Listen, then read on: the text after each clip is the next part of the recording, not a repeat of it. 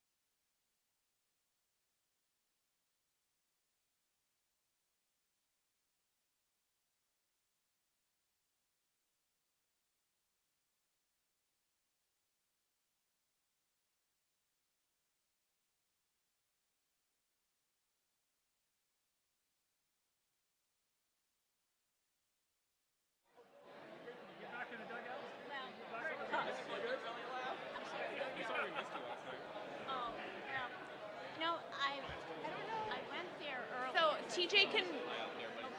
Is this working? How are you? I don't know. Here and go. I don't. Karen, go around to the front. Oh, TJ can stand. I left in 95. TJ can. Bell had just returned in 95 after a 2-year brown elbow. Hi. I finally. Good to see you. Thanks for coming. Isn't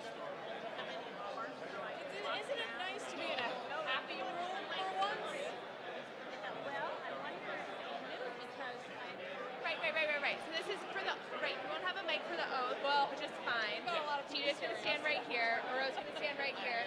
And then the counselors are gonna come around. was that just a week ago? Really? It feels big. I don't know. I sure hope we can work through all that. End up where we need to.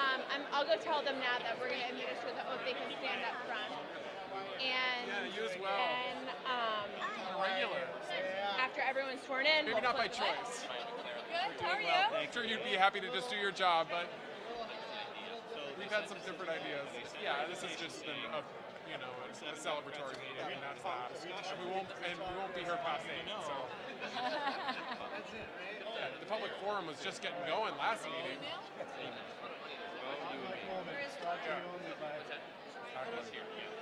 Oh. Who was it sent from? Oh, it's in my email. Who's nominated? Nominated. But we can also I think take Dave. part. Who's nominating the slate for Board of Finance? Well, there's always the after party.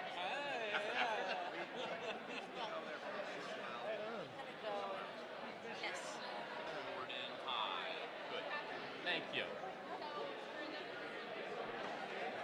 Yeah.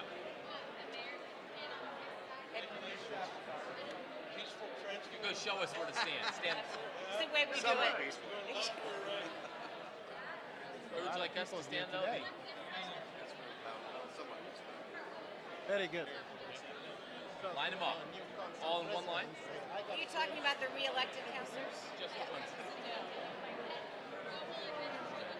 Yep. You got your new suit too, huh? Just like I told you that. Yeah, that's in front of me.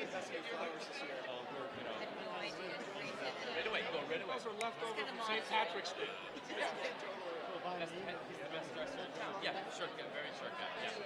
He's lost his job. He has worked at community health center. He lost his job for 19 years. Really sad. He has another couple weeks. That's right. Help him find a new job. Mike Lakiho, best men's clothing guy in Burlington. And Mike Lakiho said if I needed someone, if I could push someone out of here. How are you? Good to see you. Thank you. Here, Dave. Mayor, a little more space, I colors? guess. Should we just sit down? There's red and yellow. That was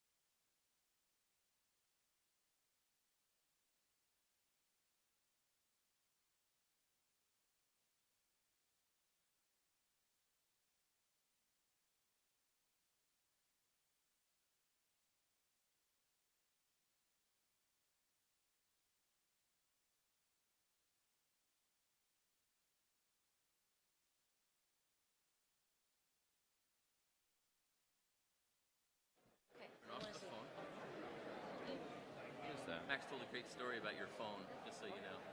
Huh? Max said your phone No, travels. Beth does, but I guess. And there's a seat next to Richard. That story. I'm gonna just you can do it from anywhere.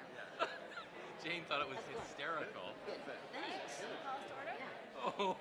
I'm Just gonna keep get my that eye guy. red. All right, if I could ask everyone to please take seats. Awful lot of time.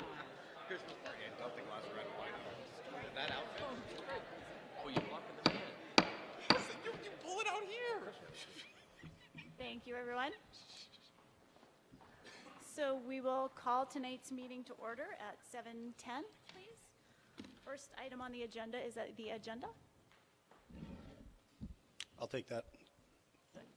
Thank you, Acting President Anderson. I'd like to make a motion to amend and adopt the agenda as follows. To add to the agenda item 3.02, public comments oral per interim CAO Anderson per City Attorney Blackwood.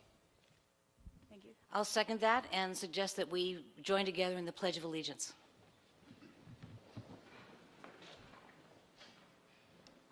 Pledge allegiance to the flag of the United States of America and to the republic for which it stands, one nation, under God, indivisible, with liberty and justice for all.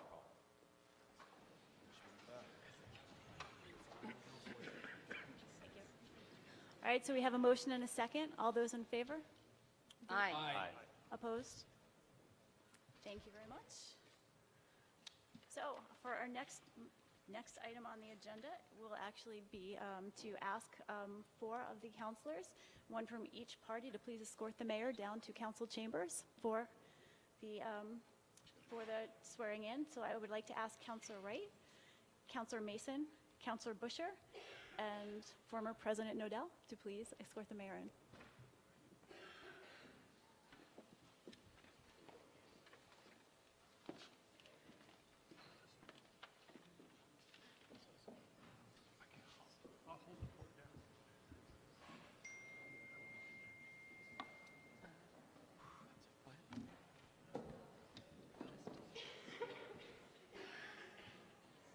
My daughter has my cell phone. She didn't have one, and she was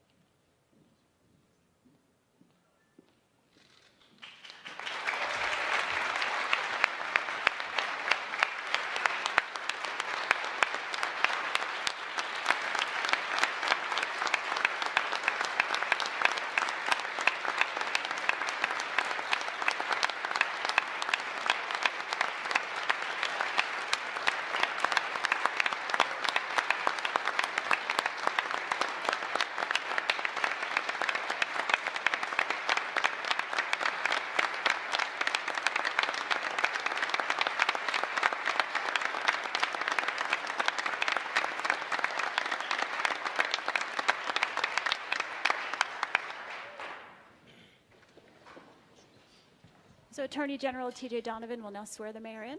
Thank you. Good evening. My name is T.J. Donovan. It is an honor to swear in Mayor Weinberger for his third term, especially for somebody who was born and raised in this city like myself, who attended and graduated from Burlington Public Schools. It's a real privilege, so thank you, Mayor, for thinking of me.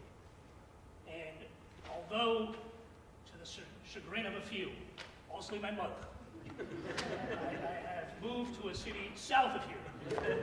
I wasn't going to mention. I want to thank the mayor for granting me special dispensation for coming here tonight.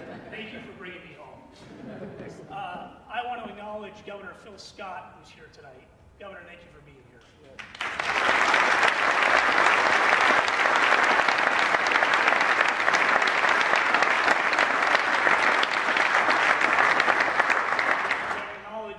Stephen Craig, who's here as well. Thank you, General.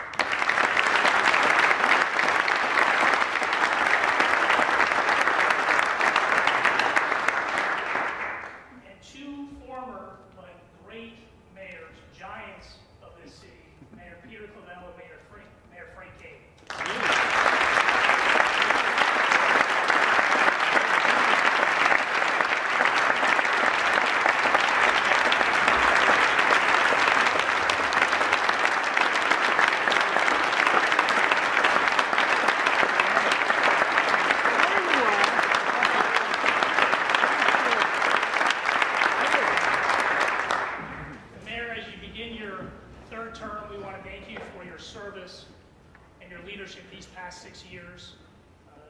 Truly unique and trying times in this country.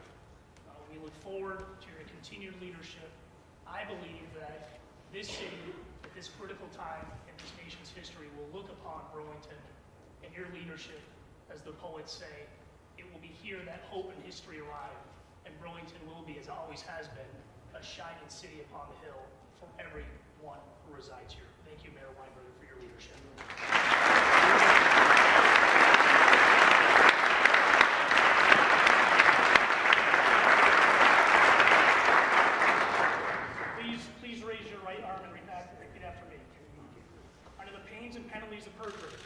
Pains and penalties of perjury. I, Moreau Weinberger. I, Moreau Weinberger.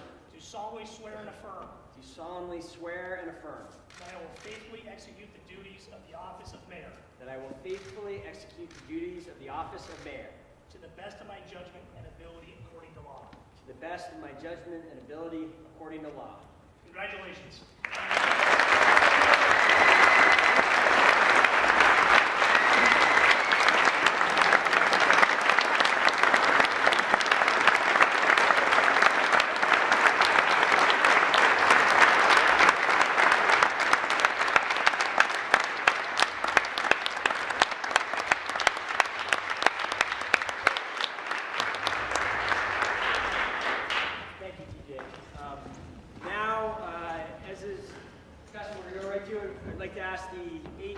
Who were just elected to this body to join me in the center of the circle here. We're going to swear them all in as well.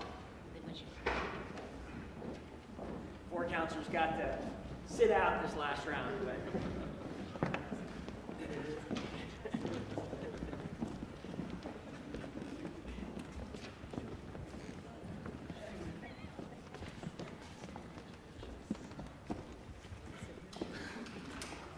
all right, ready? So raise your right hand, repeat after me. Under the pains and penalties of perjury. Under the pains and penalties of perjury. I, state your name. I, Tracy. Do solemnly swear and affirm. Do solemnly swear and affirm. That I will faithfully execute the duties of the office. That I will faithfully execute the duties of the office. Of city councilor. Of city councilor. To the best of my judgment and ability according to law. To the best of my judgment and ability according to law. Congratulations.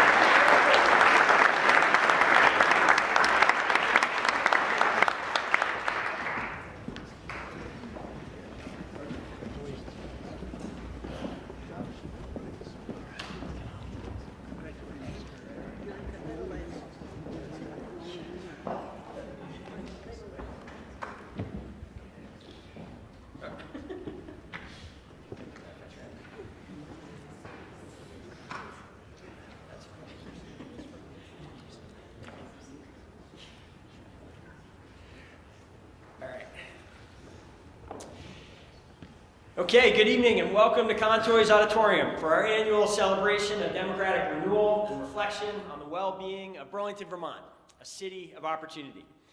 I'm very grateful to the people of Burlington for the chance tonight to take the oath of office for a third time. I will work very hard over the next 3 years to make good on the trust that you have placed in me. I want to thank you to Attorney General TJ Donovan for being part of this ceremony. Burlington is proud to have one of its own sons leading the state on immigration and law enforcement issues. I'm grateful for your partnership on the opioid crisis and the adoption of the 21st century policing practices. And I should have known that I needed some poetry, some Irish poetry to respond to tonight. Thank you for that beautiful words to start it tonight. I also want to thank Governor Phil Scott for joining us tonight. Governor, much of the work that you do in Montpelier impacts what happens here in this room and in this city. And I want to thank you for your leadership on addressing housing affordability and the opioid crisis. I also want to thank you for looking new at the need for common sense gun reforms here in the state of Vermont.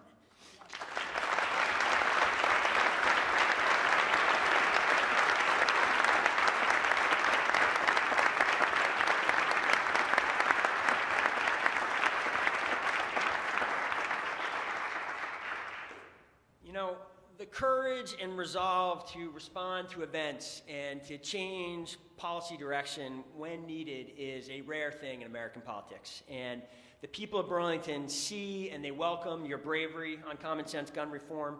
Thank you for taking action to make Vermont safer for our police officers, for our domestic violence victims, and most importantly, for our children. Thank you, Governor Scott.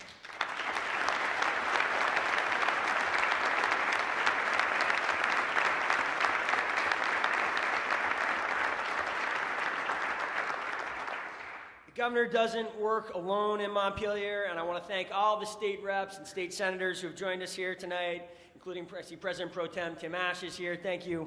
If you could stand and be recognized, we would love to do that. Thank the reps.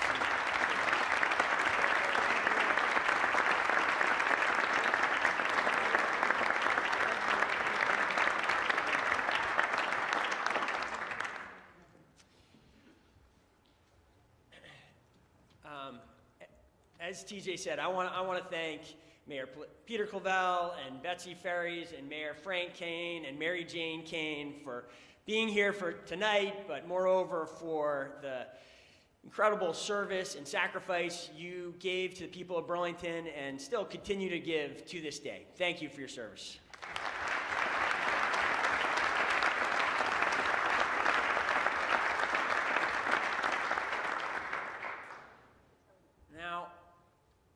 Also, I want to thank Mrs. Hartnett for joining us here tonight. Where is she? Right here, Mrs. Hartnett.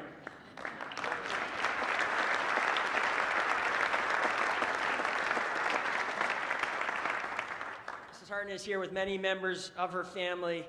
She has lived on Brooks Avenue for 55 years, volunteered for 25 years at the polls, raised 8 kids here in this community. You know, we have your respect. We respect you, Mrs. Hartnett, for so many reasons, not least of which, I think you're the only person here in the room that can keep Councilor Hartnett in line. We need more of that.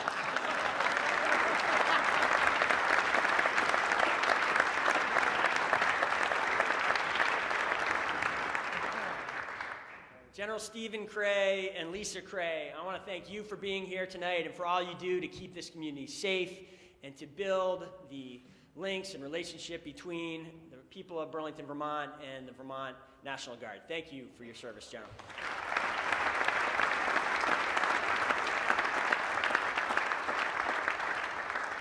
All right, I'd like to ask our incredible team of department heads and the mayor's office to rise and be recognized. It is...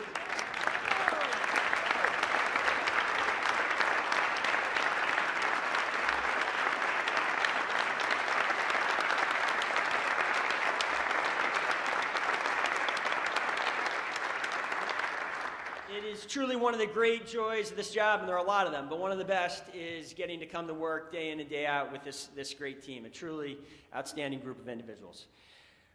I want to congratulate the recently re-elected city councilors, Sharon Busher, Ollie Jang, Chip Mason, Karen Paul, Adam Roof, Max Tracy, and Kurt Wright, and I want to welcome back Brian Pine to this desk for the first time since 1995.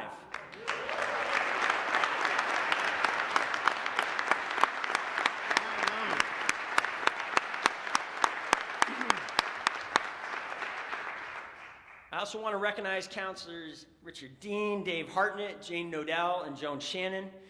I hope, and I will do my part to ensure that the next 3 years are marked by the same collaboration, productivity, and respectful debate that marked so much of the last 6 years. It's been a great pleasure to serve with you all.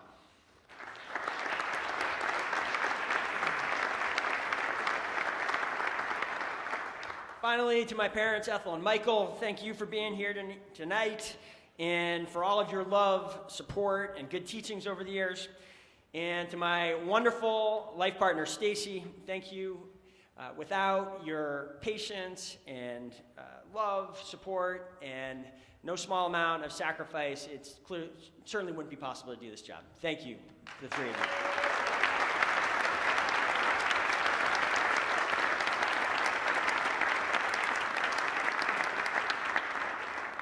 We send Ada and Leland home with full bellies of cake, but they're a big part of this as well, and they appreciate what the city has done for the whole family.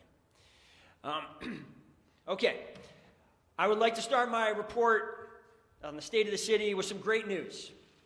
The asphalt plants are about to open. And with the council and the voters' support for millions of dollars of bonding, work will begin next week on more than 5 miles of paving that will be completed this season, including repairs of all the major arterials that were damaged so badly this past winter. The fact that we will be able to respond to a difficult winter so quickly and comprehensively is a function of our growing strength as a city in the areas that we have focused on together for the last 6 years. Municipal finances, downtown economic development, improving the city's core infrastructure that supports our quality of life and economy. In the last year, we secured another credit rating upgrade that will help save residents millions of dollars in the years ahead and keep Burlington more affordable. Fiscal responsibility is the foundation on which all of our successes, ambitious projects, and vision for the future are built. Over the past 12 months, we have rehabilitated and improved another 3 miles of our treasured bike path and completed the first of 5 years of major investments in our streets, sidewalks, parks, and water lines. We have broken ground on one of the largest public-private investments in city history. Already, this project has created new contracts for dozens of local firms, and CEDO, the Department of Labor and Resource, will be sharing more about their collaborative job training and business resiliency efforts in the weeks ahead. When built, the City Place Burlington project will reduce our carbon footprint, create hundreds of new high-wage jobs, and reconnect the old North End with the downtown. And after a difficult debate within these chambers, we acted with broad consensus to resolve the future of Burlington Telecom in a manner that protects taxpayers, secures enduring public benefits, and ensures that Burlingtonians, unlike a majority of Americans, will have high-speed internet choice for generations to come.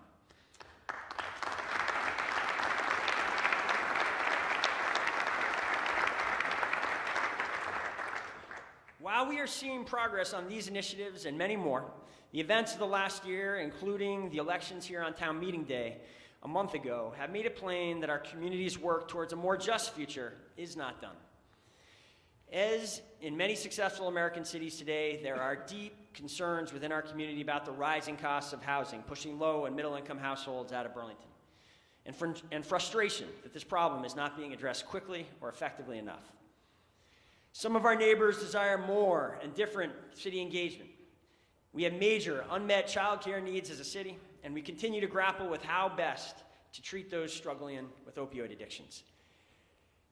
These challenges come at a time when the federal government is in a period of great uncertainty and failing to meet its fundamental responsibilities of addressing climate change, gun violence, immigration reform, and racial equality. Such national failures mean that we in Burlington must continue to lead and continue to step forward. We can and we will provide this leadership. In 2018, the state of the city of Burlington is very strong, And it will grow even stronger in the years ahead as we work to ensure that all of our residents benefit from our recent progress and have a voice in the future direction.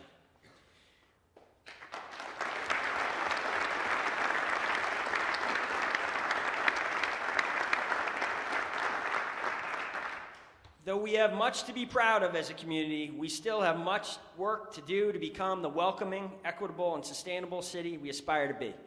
Over the next year, that work will include progress and new efforts in 5 areas that I'll detail tonight.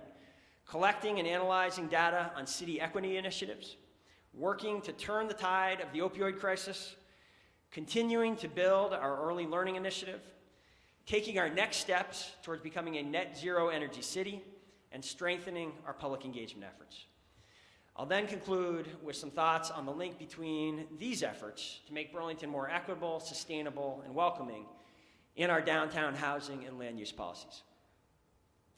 For the last year and a half, city employees have been meeting monthly here in this room for BTV stat meetings, our data collection and analysis effort that attempts to measure and track the results achieved by city departments. To ensure that our city government is properly oriented towards achieving progress for all members of our community, in the year ahead, we will be focusing BTV stat on equity. I've asked our department heads and the Chief Innovation Officer to begin measuring each department's performance against new equity goals and to track this data on our public dashboard. In addition, these statistics will be collected and analyzed in an annual equity report that will be published as part of the city's traditional annual report starting next town meeting day. Nowhere is our work more urgent, and nowhere is there more at stake than in our efforts to turn the tide of the opioid crisis. It has been 4 years now since Governor Peter Shumlin focused the nation on this epidemic, and yet in 2017, again, the death count attributable to accidental opioid overdoses continue to rise nationally and here in Vermont.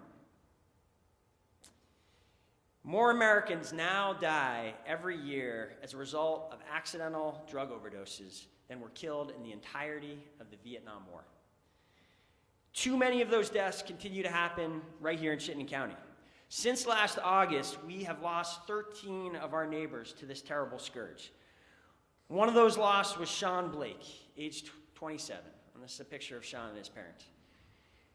Sean's parents, Kim and Tim, a doctor at the University of Vermont Medical Center and a professor at St. Michael's College, live just minutes from here in South Burlington. They wanted me to share Sean's story this evening, as they did in the same room in February as part of the monthly community stat meeting Burlington convenes so that the region's law enforcement, medical, treatment, and social service agencies can grapple with the challenges this crisis poses. The Blakes shared their son's story in the hope that we can, as a community, learn from it. Sean grew up here, and he loved the lake and mountains. He was bright, creative, and active in theater and athletics. As a young man, he struggled with bipolar disorder and addiction, and he had an adulthood marked by dramatic rises and falls. After a brief stint in the Navy, Sean's addiction dragged him downward to the point that he was incarcerated at the infamous Rikers Island in New York City. There, his life actually started to turn for the better as he received mental health treatment and medicine to treat his addiction. He returned from that experience to Vermont with these supports in place, and he did well until going off these medications. When he went off treatment, he returned to prison here in Vermont, where medicine at that point was not available. Just over a month after he was released last year, he overdosed and he died. The Blakes couldn't be here tonight because they are attending a memorial service for their son in Buffalo. Vermont's prisons have been among the leaders in this country in creating opportunities for opioid treatment. Yet as Sean's story shows, we still have work to do. One of the most important bills before the legislature this year is S-166, which would continue to expand treatment options for people in Vermont's prisons and build on the work that that department has already begun. The city strongly supports its passage as a life-saving piece of legislation and believes it will be an important step forward in this fight. But expanding access to treatment in prisons is only one needed step. In the year ahead, we must dramatically expand access to medications that could help save lives. Burlington is proposing that we move towards having a system where a health professional prescribes methadone or buprenorphine to opioid-addicted patients at the time patients are ready to start treatment and accept treatment, increasing their chances of freeing themselves from the grip of this terrible addiction. That's not the system we have today in too many cases. Currently, patients often have to wait an average of 17 days between their request for treatment and when they first receive a prescription from the hub in Chittenden County. We should take advantage of every opportunity, every moment when someone is ready for treatment to start their medication, rather than telling them to wait until Monday, or to wait until next week, or the week after that. Knowing that for them to stave off withdrawal, that patient who wants treatment will likely use illicit drugs multiple times, maybe even dozens of times, before treatment becomes available, and the opportunity for a better path will be gone. This approach is guided by the emerging hopeful body of evidence that rapid access to medication saves lives. For example, a randomized study in Connecticut found that twice the rate of success in treatment when overdose patients were offered buprenorphine right in the emergency room. To apply this evidence in Burlington, we're working with experts at the Johns Hopkins School of Public Health and elsewhere. One longtime member of the Safe Recovery, our syringe exchange program, told me that in more than a decade on the job, she has seen so many moments of interest in treatment appear only to slip away for good. No more. Our goal for the year ahead, which we are pursuing with the UVM Medical Center, and representatives are here tonight, and the Howard Center, which is also represented here tonight, will be to improve rapid access to medication in order to start effective care at the right place and at the right moment to save lives.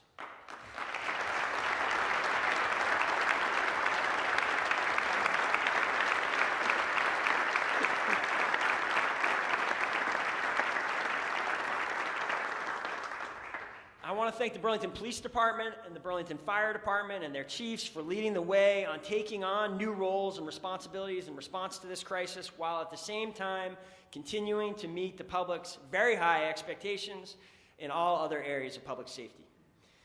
In 2018, we'll bring the same focus on innovation and results to grow the new Burlington Early Learning Initiative.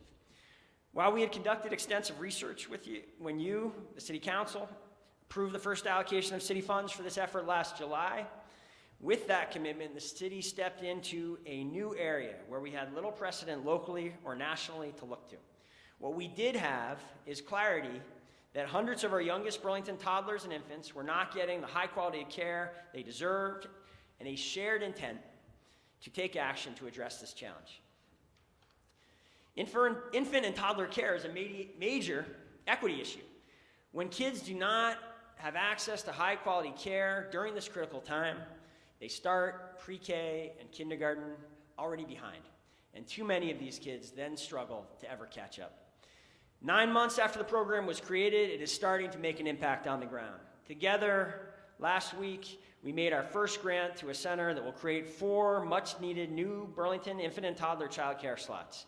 In the weeks and months ahead, I look forward to working with the City Council and with the Neighborhood Revitalization Committee in particular to finalize our next round of grant requests, shape the new program strategy for its second year, and set a path for securing new partners and funding that will expand the impact of this initiative throughout the city in the years ahead. Also in 2018, we will continue to work towards becoming a net zero energy city with continued focus on the district energy project. This project represents perhaps the single biggest emission reduction action we can take as a community. Burlington Electric has been leading a unique partnership that would move the project to the advanced engineering and design phase and put us in position to resolve the feasibility of this effort by the end of the calendar year. I also appreciate very much the support of our Chittenden County delegation, who successfully moved forward a new bill in the past week that will allow Burlington Electric to access over $1 million in thermal energy incentives to apply to district energy. Thank you to the legislators for that work.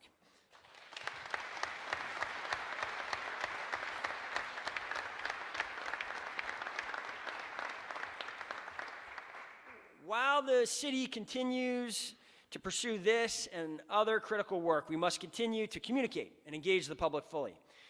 We excel at public engagement as a community in many ways, and we can do even better. Over the next year, we will complete 3 important improvements to our public engagement efforts. First, we will complete and bring to the council for approval the city's first language access plan. Our city is growing and welcoming English language learners into our neighborhoods every day, and we must be thoughtful and consistent in how we address language barriers that impact city services. Second, we will bring to the council for discussion and approval a new public engagement handbook to guide our efforts to forward and improve city initiatives.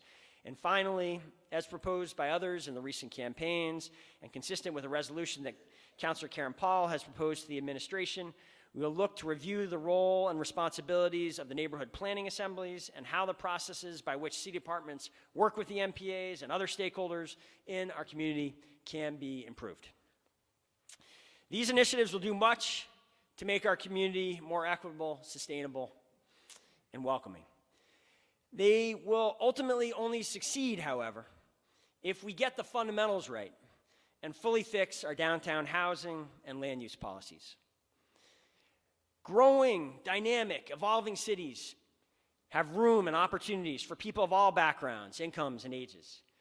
Compact, dense, walkable, and bikeable cities are also the most sustainable communities, as residents consume far less energy heating and cooling their homes and workplaces, and drive far less than their suburban and rural counterparts.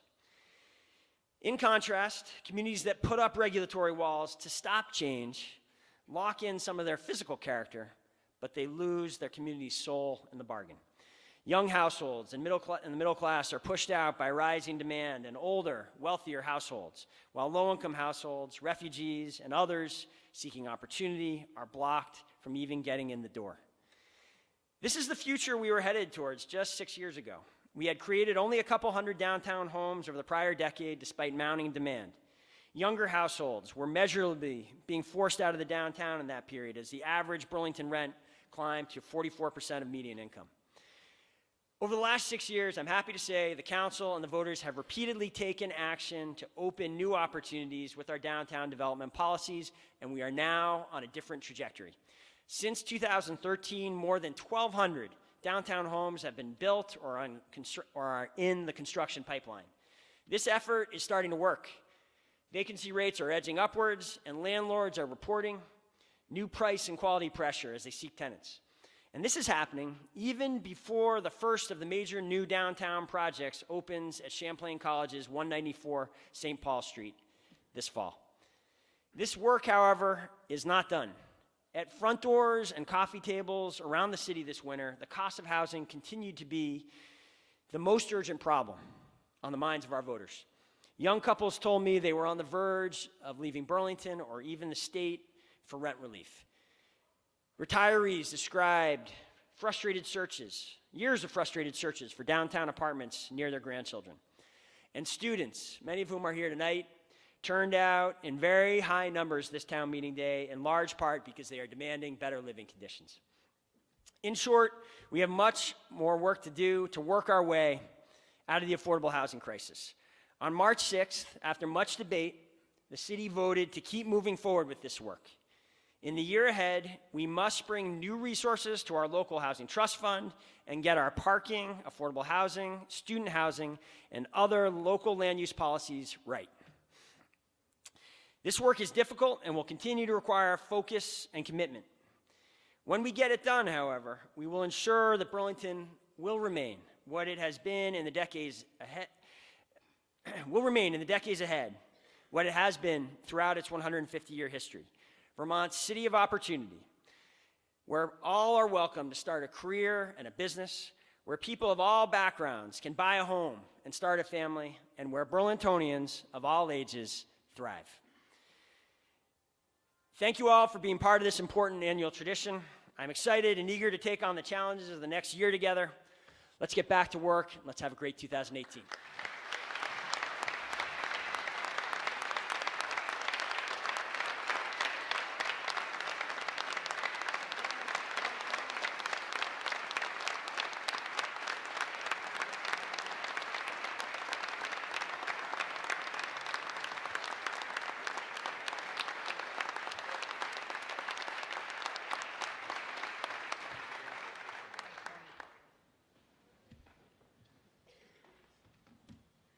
Thank you, Mr. Mayor, and congratulations. I'd like like to move to the next item on our agenda, which is 3.02, which will be public comments. We have received just one person wanting to speak, so if they can come up and use the mic here, it will be James Lockridge.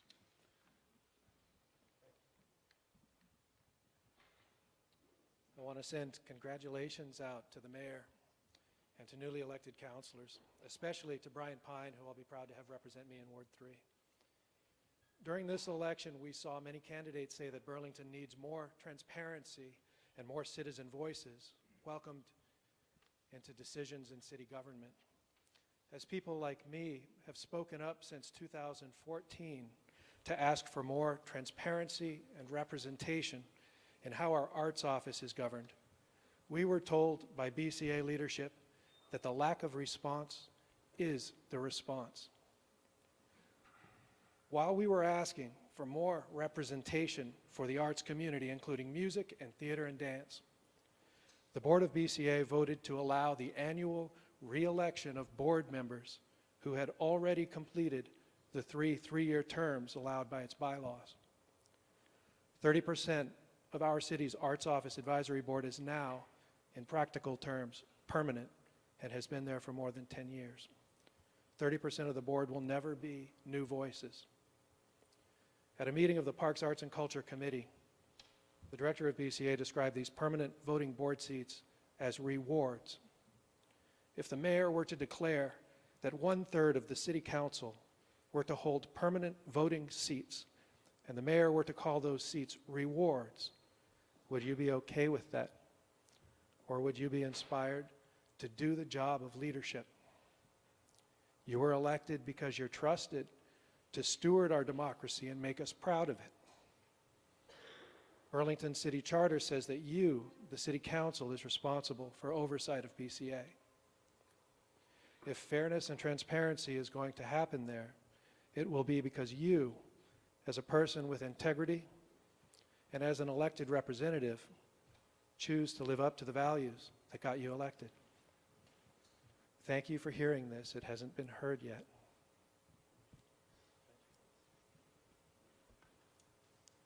Okay, thank you.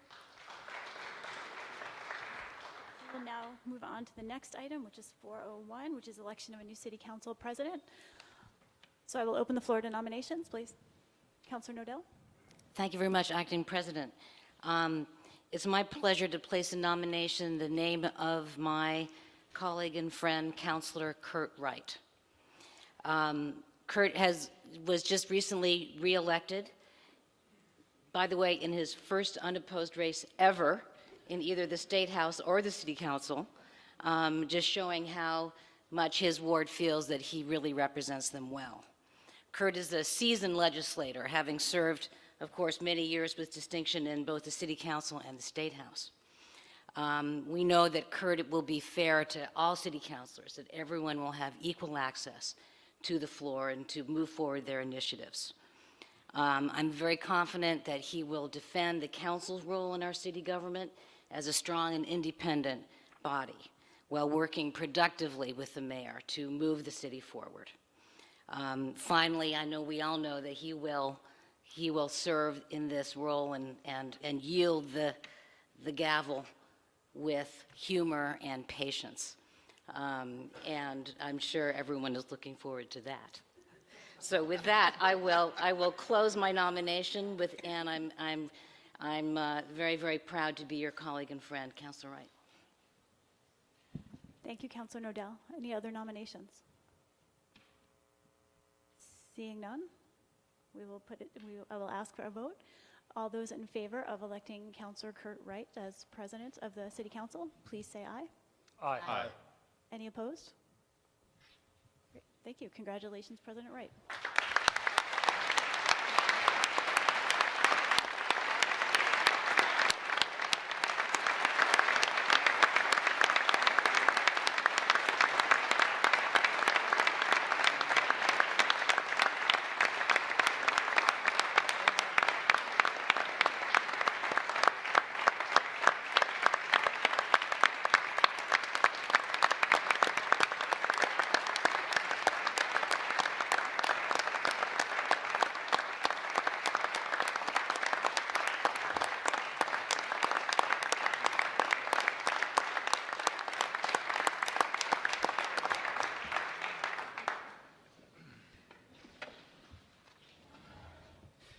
Thank you.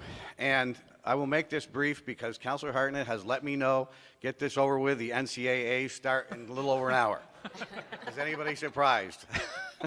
Just a few quick comments, though, Councilor Hartnett. I do want to thank the council for the support and the confidence, and thank you, Councilor President Nodell, for those really gracious, kind remarks. Councilor Hartnett has also let me know that I have big shoes to fill.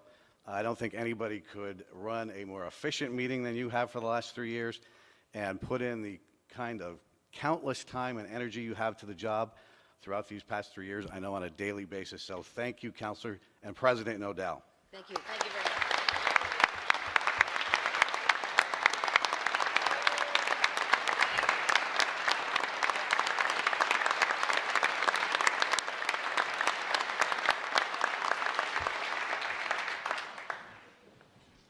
The one promise I want to make to all my fellow councilors is that no Republican colleague on the council will get any special privilege from me.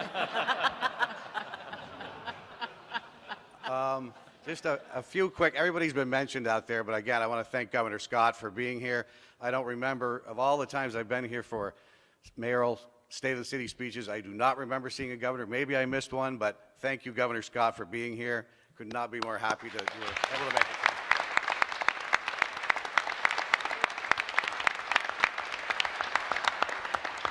And of course, the two former mayors, one more time, Mayor Kane, we all love Mayor Kane, and Mayor Clavel, I missed those Monday nights. We had a lot of fun, and I know you missed seeing me on all those Monday nights in the past.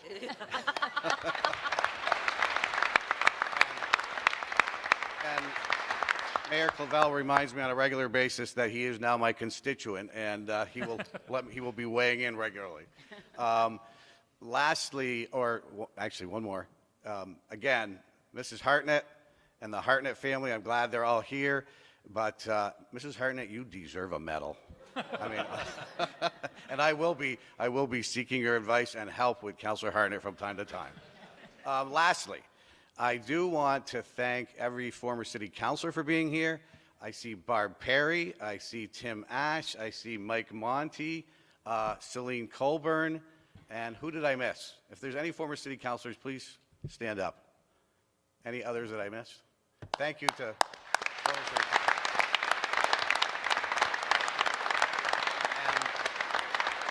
and that was last, but this really is last. Any school board members that are out there, please rise. I'd like to acknowledge our school board members. Thank you.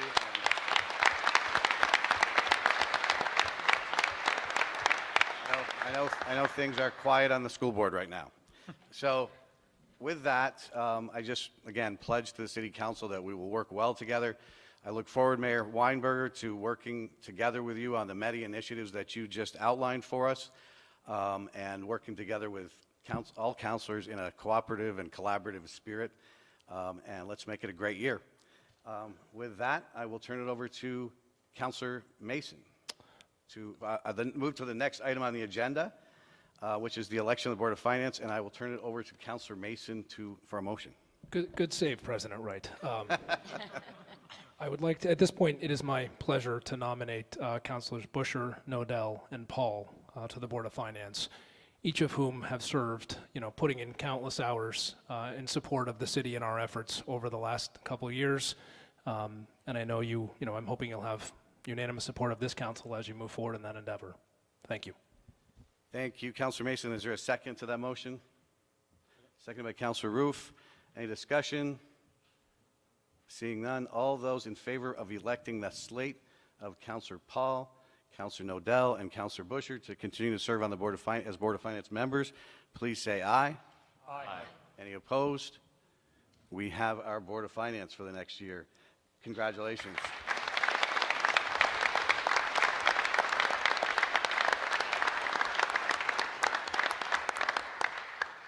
And with that, Councilor Nodell?